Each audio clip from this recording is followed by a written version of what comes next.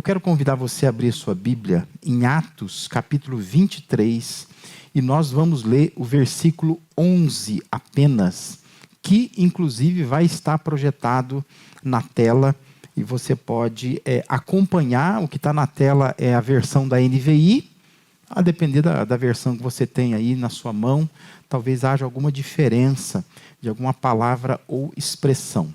Atos, capítulo 23, versículo 11, diz assim: na noite seguinte, o Senhor, pondo-se ao lado dele, disse: coragem, assim como você testemunhou a meu respeito em Jerusalém, deverá testemunhar também em Roma. Todos nós já perdemos a coragem em algum momento da vida, não é verdade? Todos já nos acovardamos, diante de alguma circunstância que é desafiadora para nós. Todos nós, em algum momento, por determinado tempo, em função de alguma coisa que tenha acontecido, a gente já se sentiu sem ânimo, sem força, para encarar a realidade que a gente tem que enfrentar. O apóstolo Paulo, ele cativa a nossa atenção, não só pelos escritos que ele tem, mas o apóstolo Paulo, ele cativa também a nossa atenção por causa da trajetória que ele tem, das experiências que ele teve com Deus. E essas experiências estão descritas no livro de Atos, onde está esse versículo que nós lemos aqui, e também nas suas cartas. Aqui e ali ele acaba testemunhando um pouco a respeito do que ele tinha experimentado com Deus. O Paulo, ele era gente como a gente. E o livro de Atos descreve com muita vivacidade essa trajetória dele de dedicação a Deus, como que em meio a altos e baixos típicos da vida humana, ele experimentava a direção de Deus e caminhava sob a direção de Deus de fato. Hoje nós vamos pensar no cristianismo como um movimento encorajador. Nós temos falado já há meses esse tema cristianismo, e sempre com um subtema. E hoje nós queremos pensar no cristianismo como um movimento que encoraja. Isso porque o cristianismo, ele representa o ápice da relação com Deus, pelo menos nesse espaço humano. A gente sabe que o ápice da relação com Deus, nossa com Deus, será pós-morte. É onde você pode, de fato, estar na presença de Deus. Mas nesse espaço de vida humana, o cristianismo representa o ponto mais alto da relação entre o ser humano e Deus. Quando a gente lê as páginas do Antigo Testamento, a gente toma ciência de que Deus sempre dava direção ao seu povo. Se você lê o Antigo Testamento, você percebe isso.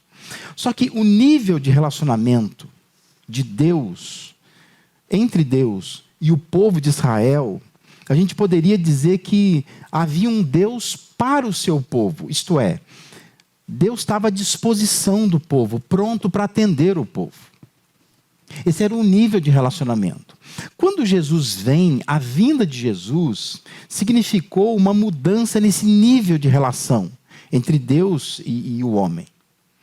Porque agora, diz lá João 1,14, o verbo se fez carne e ele habitou entre nós. De modo que os evangelhos revelam que, ao invés de ser somente um Deus para nós, agora é um Deus conosco. A vinda de Jesus é Deus com o seu povo. Por isso que Jesus é chamado Emanuel, é Deus conosco. Há um outro nível de relação entre Deus e o homem. Mas Jesus, ele entregou sua vida. Jesus ressuscitou o terceiro dia, e depois de manter contato com seus discípulos por 40 dias, conforme o início, o capítulo 1 do livro de Atos, ele volta para o céu. E ele voltou porque é de onde ele veio, quando ele nasceu de Maria. E ainda durante o período de vida dele aqui na terra, ele tinha prometido que não nos deixaria sozinhos, mas ele enviaria um consolador, ia enviar um conselheiro.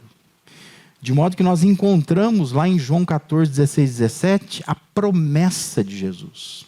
Lá ele vai dizer assim: e eu pedirei ao Pai, E ele lhes dará outro conselheiro, outro consolador, para estar com vocês para sempre. O Espírito da verdade. O mundo não pode recebê-lo porque não o vê nem o conhece.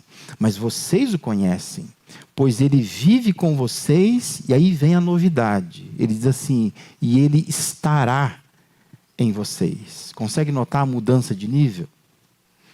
O Deus que era para o povo, e em Jesus vem estar com o povo, no estabelecimento da igreja, agora está no povo, por meio do Espírito Santo habitando em cada coração. Há uma mudança de relacionamento. A Bíblia vai mostrando isso. Primeiro, Israel tem um Deus que pode atendê-lo. Depois, quando Jesus vem, está dizendo que Deus está conosco agora. Porque é o Deus encarnado, veio habitar conosco. Mas quando Jesus vai embora, ele diz, eu vou deixar um consolador. E esse consolador vai estar em vocês. Então, o Deus que era para o seu povo passa a andar com o seu povo e, por fim, está no seu povo, dentro do seu povo. E é importante a gente entender isso. Por isso que o cristianismo, ele é encorajador, porque ele constitui o ápice desse relacionamento entre Deus e a humanidade, pelo menos nesse espaço humano. E isso por causa da habitação do Espírito na vida de cada pessoa. Nem sempre nós estamos conscientes disso, de que Deus foi entrando para dentro de nós. É isso que a Bíblia diz. De maneira que o movimento cristão é o ponto mais alto.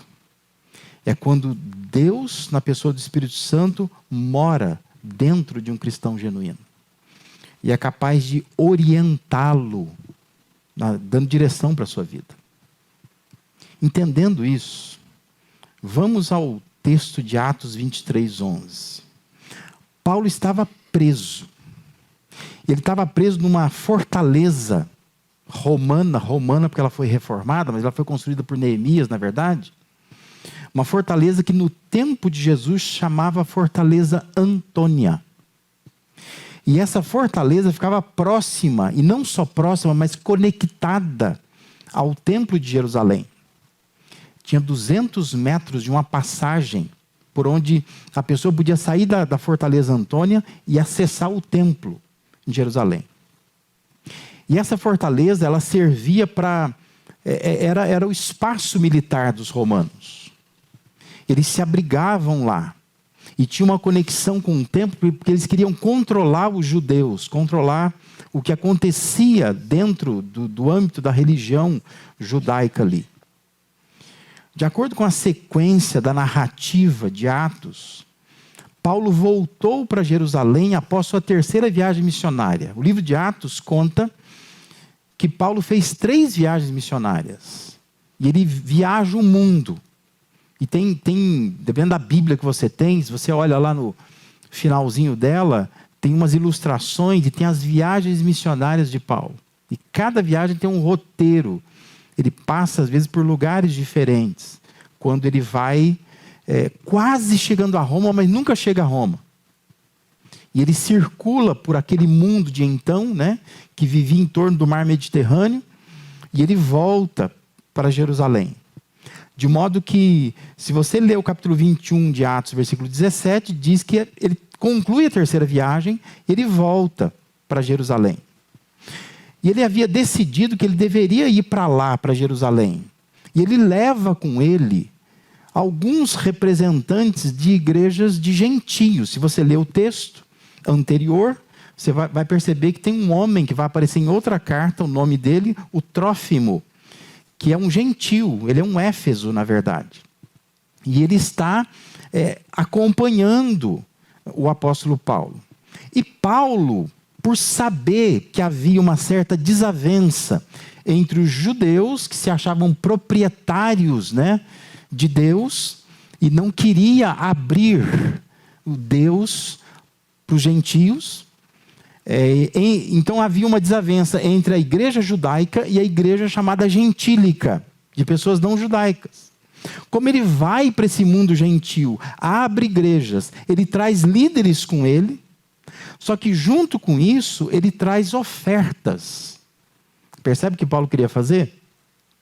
Porque Jerusalém vive crise, fome, pessoas estão passando necessidade. E Paulo então acha que essa atitude de amor, convencendo as igrejas dos gentios a levantarem um recurso financeiro, e ele vem trazer para Jerusalém uma oferta com os líderes de igrejas gentílicas, ele acha que isso vai curar definitivamente qualquer desavença que poderia ainda haver entre igrejas gentílicas e igrejas judaicas. Infelizmente, a boa intenção de Paulo não deu certo. É por isso que você precisa entender esse contexto. Ele tem uma boa intenção. Ele quer unir esses povos, mas não deu certo. Atos 21, 27 até o 23, 10 apresenta em detalhes toda a confusão em que Paulo se meteu. Ele foi acusado pelos judeus de afrontar, desrespeitar os costumes e as tradições judaicas. Isso culminou na sua prisão, que de acordo com 23:10, foi uma forma até generosa que o comandante das tropas romanas encontrou de poupar a vida de Paulo. Porque os judeus estavam furiosos com Paulo. E o texto vai dizer que eles queriam esquartejar o apóstolo Paulo. E meio a essa situação tão difícil, na amargura de uma prisão injusta, Paulo tem uma marcante e uma doce experiência com Deus. Por isso que o versículo 11 que nós lemos, ele é crucial para entender a experiência que Paulo está tendo com a presença de Deus ali ao lado dele. É uma prisão injusta. Ele quase foi morto. Esses judeus, muitos deles são cristãos. É a igreja judaica. Queria matar o apóstolo Paulo, queria esquartejá-lo. E nesse tumulto todo, ele tem uma experiência com Deus. O texto diz que o Senhor, se referindo a Jesus, se põe ao lado dele naquela noite e o encoraja. Ele ainda iria experimentar muita coisa difícil, mas naquele momento, ser um cristão e contar com Deus ao seu lado foi muito animador. Por que a gente pode afirmar que o cristianismo é encorajador? Por causa de coisas como essa, né? Paulo está ali, preso, e ele tem uma experiência com Deus. E essa experiência se dá porque ele é um cristão de verdade. E Deus se faz presente na vida dele, e Deus o encoraja no meio daquele sofrimento todo que ele está ali. Mas existem 3 fontes de encorajamento que a gente observa no texto, e são 3 fontes de encorajamento para nós também. Eu não sei o que você está passando, qual é a circunstância da sua vida, que momento que você vive, se você está bem, se não está, se a vida está apertada, se não está, se você está finalizando o ano bem ou não, se está preocupado, se está depressivo, se há angústias no seu coração por várias razões. Mas eu queria te encorajar a pensar no cristianismo como um movimento que nos anima. E nós temos razões para isso, né? Boas razões para sermos cristãos. Porque isto é encorajador para nós. Uma das fontes que o texto apresenta de encorajamento é a presença de Deus. O texto diz que na noite seguinte, o Senhor, pondo-se ao lado dele, disse. É importante entender que Atos fala muito da presença do Espírito Santo. Só que Paulo, ele precisa ser autenticado como apóstolo. Então você vai ver várias vezes em Atos, quem fala com Paulo é Jesus sempre. É Jesus que fala com ele no caminho de Damasco. Por que você está me perseguindo? E várias vezes, você lê o texto com atenção, você vai se deparar com Jesus falando com Paulo. Porque quem escreve quer autenticar o apostolado dele. Ele é apóstolo. Porque se ele não caminhou com Jesus como os outros apóstolos, Jesus caminha com ele em Atos e autentica o apostolado dele. Isso é importante para a autoridade dele nas cartas, né, que já estavam circulando na época em que o livro está sendo escrito aqui. Mas não há nada mais encorajador do que em meio à pior das turbulências que a vida possa nos colocar, a gente perceber que Deus está presente com a gente. Deus estava presente com Paulo naquela circunstância. Está preso, está agoniado. Ele veio lá de longe, da região da Macedônia, da Acaia, dinheiro na mão. Ele desafiou as igrejas para que levantasse uma oferta para Jerusalém. Ele vem com o coração cheio de graça, de generosidade, de misericórdia. Ele encontra violência entre os judeus. Eles queriam matá-lo. Ele é poupado pelo comandante das tropas romanas.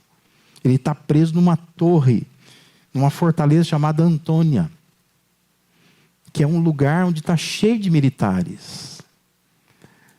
E naquela noite, diz o texto, Jesus se coloca ao lado dele e fala para ele: tenha coragem, tenha coragem.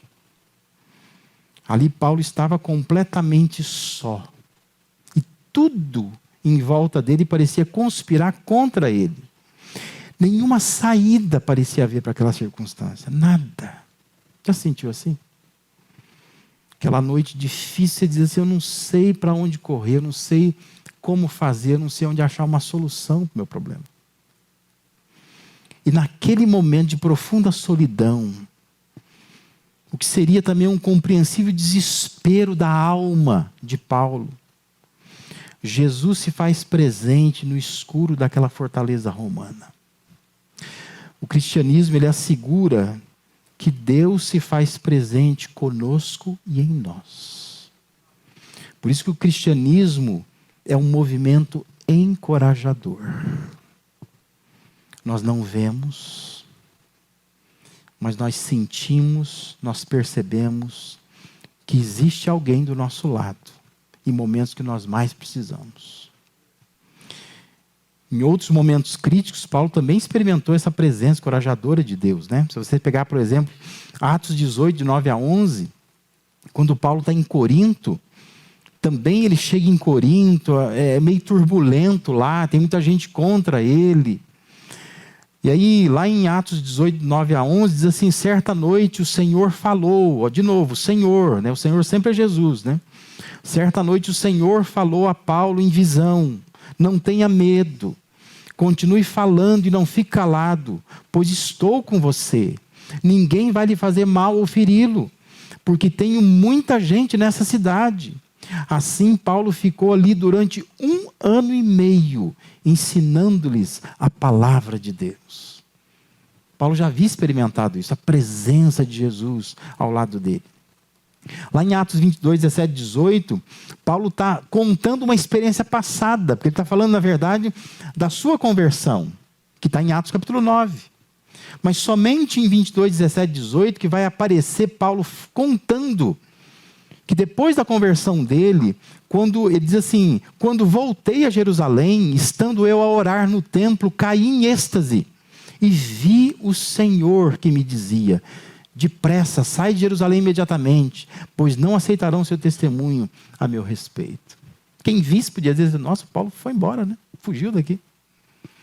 Mas ele está dizendo que ele fugiu porque Jesus esteve com ele e falou para ele: sai fora daqui, corre, para poupar também a sua vida. A presença de Deus, ela é uma fonte de encorajamento. Jesus já havia dito, lá em João 14, 18, não os deixarei órfãos, voltarei para vocês. E esta presença de Deus, ela é extremamente encorajadora. Sabe que, apesar da tradução da palavra grega aparecer em várias versões aí da Bíblia, né, em Atos 23:11, como pôr-se ao lado, em outros textos o verbo ele é traduzido como colocar-se sobre, envolver, cobrir. E é a mesma ideia de uma galinha que cobre, né, os pintinhos, né, com as suas asas. Essa ideia de aquecer, de proteger. No contexto de Atos 23:11, a presença de Deus veio trazer conforto para Paulo. Conforto. Ele precisava de alguém do lado dele, mas ele não tinha ninguém.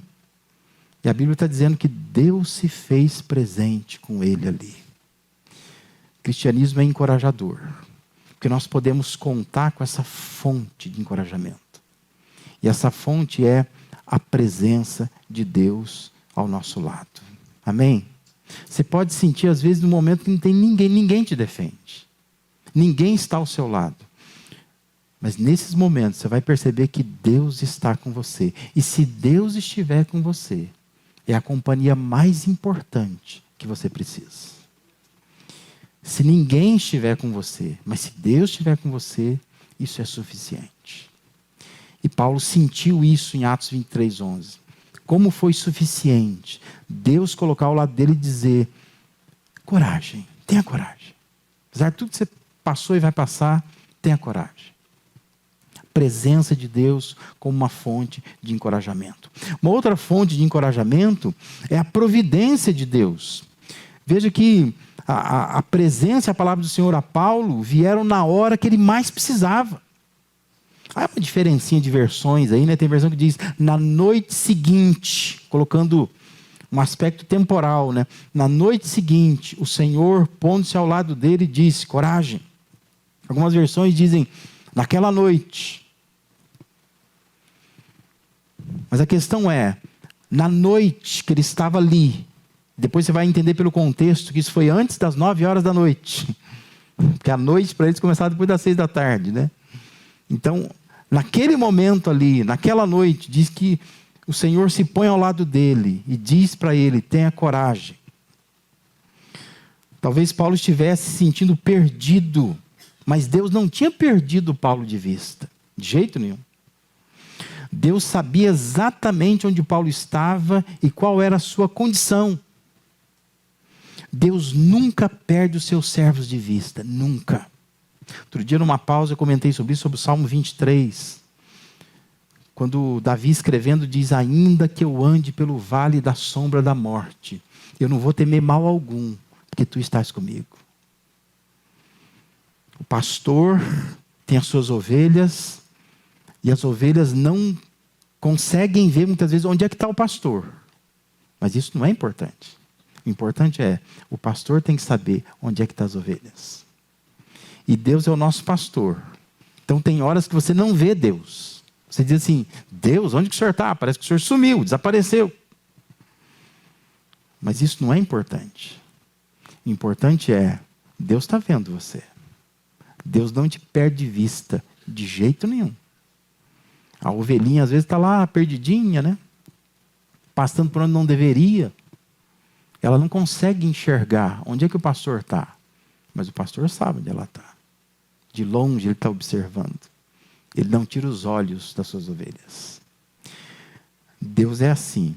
Deus nunca perde os seus servos de vista. Nem as grades da prisão, nem o pelotão de soldados impediram o Senhor de chegar até Paulo. Já está preso lá. O Senhor se colocou ao lado dele naquela noite. Naquela noite angustiante. Na incerteza do que iria acontecer no dia seguinte. Deus providenciou uma palavra de encorajamento para Paulo. Na verdade, Deus fez bem mais que isso. Paulo não tinha noção nem do perigo que ele estava correndo. Se você prosseguir lendo o texto, a partir do versículo 12 de Atos 23, o texto vai dizer que mais de 40 homens judeus faziam greve de fome até conseguir matar Paulo. Eles fizeram um juramento entre eles Eles estavam arquitetando um plano. Eles pensavam em procurar o comandante da guarda romana. E eles estavam dizendo assim, olha, leva ele amanhã no Sinédrio. Fala que a gente precisa conhecê-lo mais. E eles estavam planejando, mais de 40 homens. Eles estavam planejando no caminho. Quando ele sair dessa fortaleza Antônia, até chegar no Sinédrio, nós vamos pegá-lo. E eles tinham jurado entre eles, nós não vamos comer nada essa noite. Nós vamos fazer um jejum. Nós não vamos botar nada na boca, enquanto a gente não matar esse Paulo. Paulo não tinha noção disso, não sabia de nada disso. A providência de Deus levanta um sobrinho de Paulo. Se você ler o texto, você vai dizer que tinha um sobrinho dele, filho da irmã dele. Esse sobrinho fica sabendo dessa estratégia. E diz o texto que o sobrinho vai lá contar para o Paulo. Fala assim, cara, está acontecendo um negócio lá fora. E o Paulo diz assim, deixa eu chamar o centurião. Aí ele chama o centurião e fala assim, ó, esse rapaz tem uma coisa para contar para o comandante, leva ele lá. E diz que o centurião vai e leva o rapaz até o comandante, e o rapaz fala para o comandante, ele está jurado de morte. Então eles estão pedindo para você levá-lo amanhã no Sinédrio, mas ele está jurado de morte.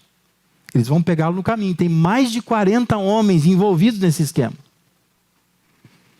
Paulo, antes do sobrinho falar, não sabia nada disso, nada. Atos 23, versículo 23 e 24, diz que então o comandante, o comandante, depois vai aparecer o nome dele na carta que ele manda, né? Ele chamava Cláudio Lísias. Diz que o Cláudio Lísias chamou 2 de seus centuriões e ordenou-lhes, olha só, se você puder escrever assim em números, só para você entender, e faz uma comparação, eram mais de 40 homens judeus querendo pegar o apóstolo Paulo. Olha o que Deus fez. Diz que o comandante chamou os 2 centuriões, não sei se você sabe essa linguagem, mas cada centurião tem 100 soldados, por isso que é centurião, né?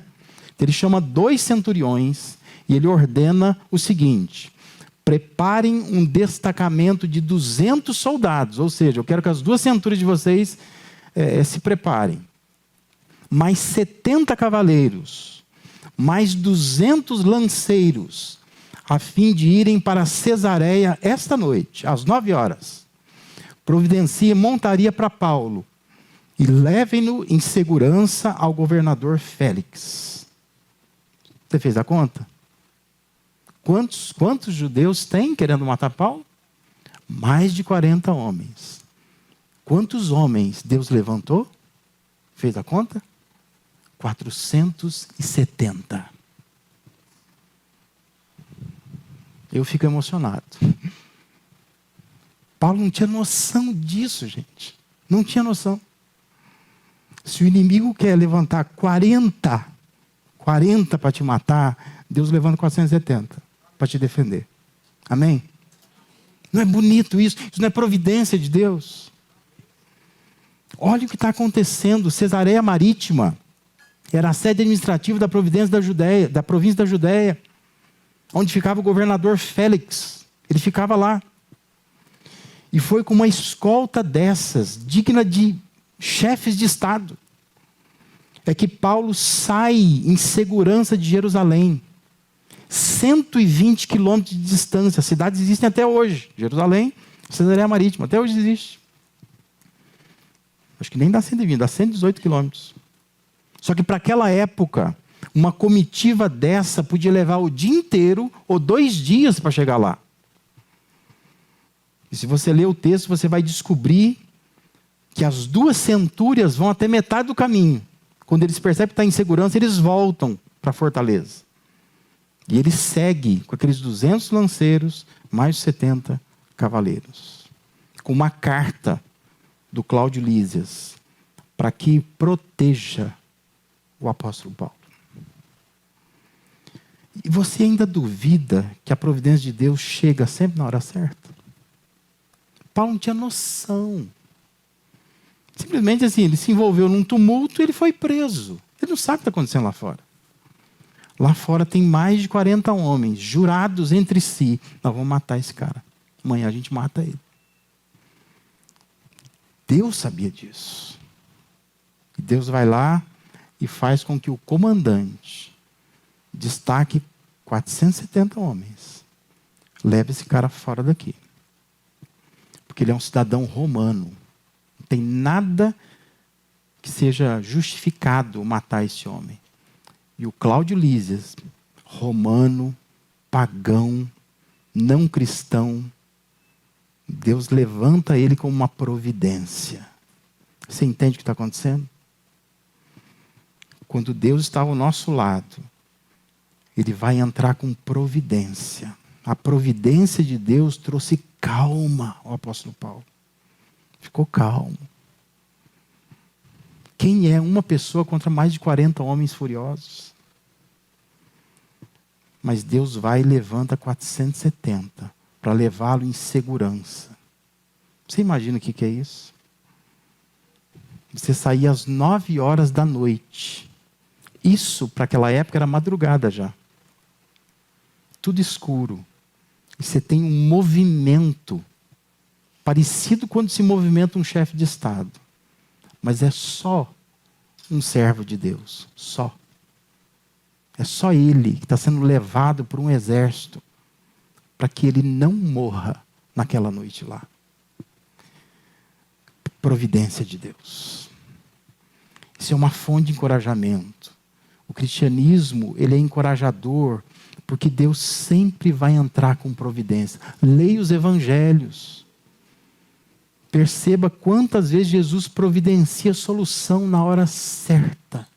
Calma a tempestade, multiplica pães, cura enfermos na hora certa. Nem antes, nem depois, na hora certa. O livro de Atos esboça em vários textos a igreja como instrumento de Deus para oferecer providência em momentos cruciais. Providência de Deus. Deus está sempre mais atento do que nós e vai entrar com providência. E uma terceira fonte de encorajamento que nós temos é o plano de Deus. O texto diz que o encorajamento que Paulo recebeu incluía as seguintes palavras: assim como você testemunhou a meu respeito em Jerusalém, que é ali onde ele estava, deverá testemunhar também em Roma, a capital, do Império Romano. Deus estava mostrando para Paulo que quando tudo parecia arruinado, ele, Deus, estava cumprindo os seus planos. Deus estava dizendo para ele: o meu plano é te levar para testemunhar em Roma, no centro do Império Romano. Quero te levar lá. E tudo que você está passando e ainda vai passar é uma forma de você chegar lá, atingir essa meta, cumprir esse plano.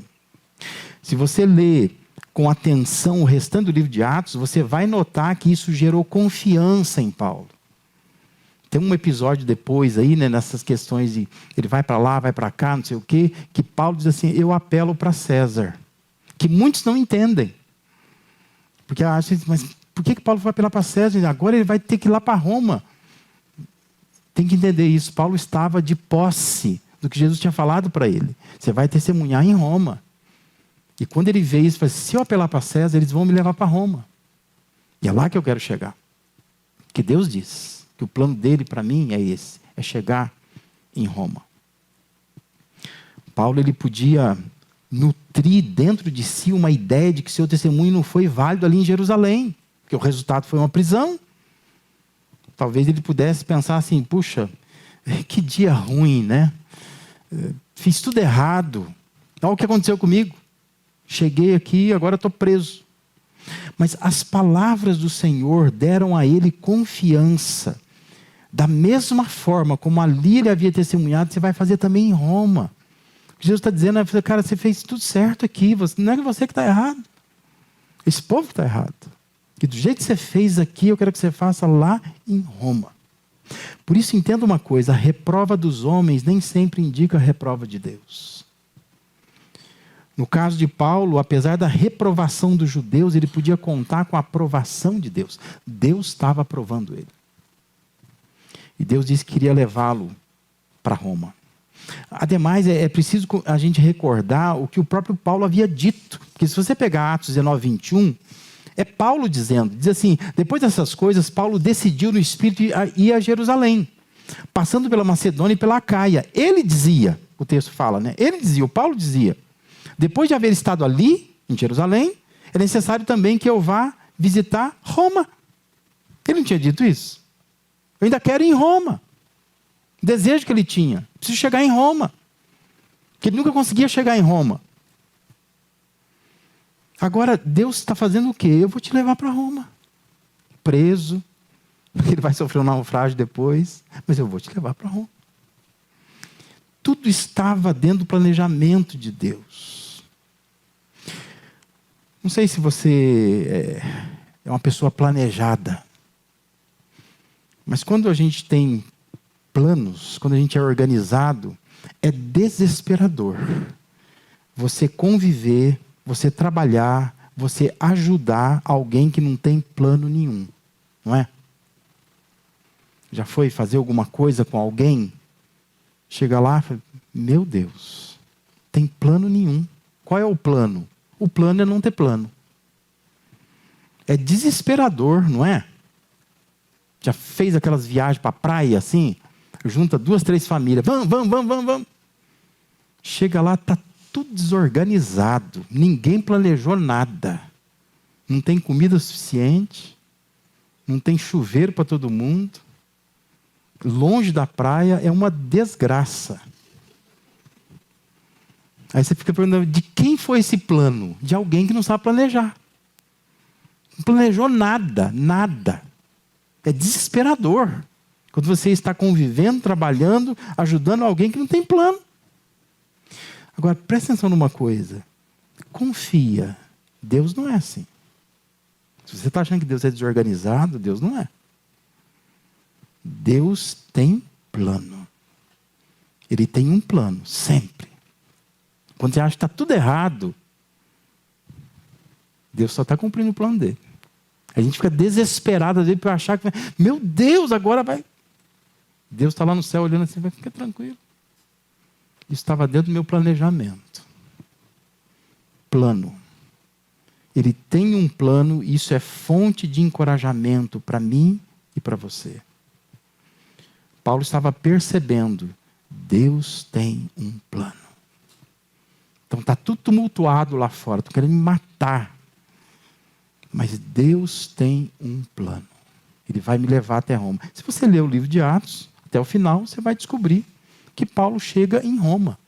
E o livro vai terminar dizendo que ele está preso numa casa alugada, ele pode receber pessoas ali, e o texto de Atos vai terminar dizendo que ele prega o evangelho desimpedidamente.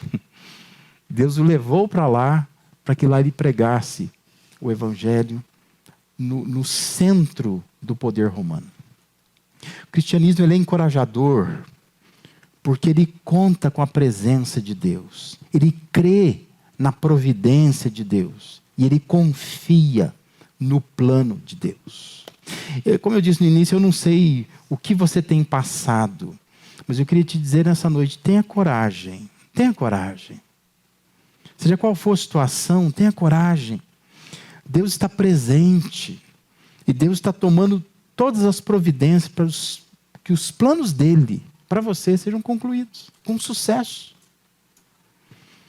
Então confia, se sinta encorajado. Você faz parte de um povo que pode realmente ter coragem. Não é porque é um povo atrevido, ousado, simplesmente. Mas é porque, de fato, conta com a presença de Deus. Deus está presente em nós. A gente crê nessa providência de Deus. Deus move o que Ele quiser. Usa quem quiser. Quando isso faz parte do plano dele. Por isso que a gente tem que confiar. Confia. Deus não é desorganizado. Deus tem um plano.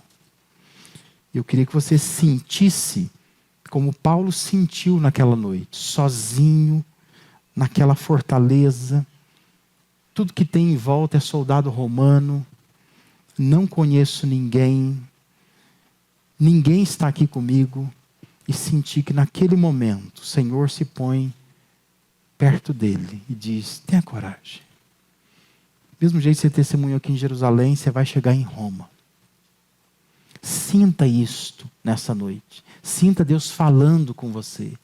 Eu estou presente. Eu estou providenciando solução, porque eu tenho um plano. Está tudo dentro do meu planejamento.